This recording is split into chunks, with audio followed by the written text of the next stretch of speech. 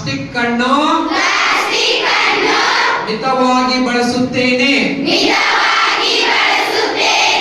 ಸಾಧ್ಯವಾದಷ್ಟು ತ್ಯಜಿಸುತ್ತೇನೆ. Reduce, refuse, reuse ಎಂಬ ನಿಯಮಗಳಿಗೆ ಅನುಗುಣವಾಗಿ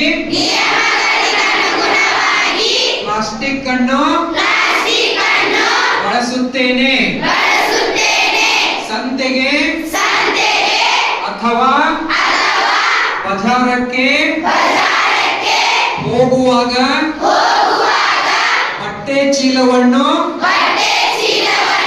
ತೆಗೆದುಕೊಂಡು ಹೋಗುತ್ತೇನೆ. ಈ ವಿಷಯವನ್ನು ಎಲ್ಲರಿಗೂ ತಿಳಿಸಿ ಹೇಳುತ್ತೇನೆ.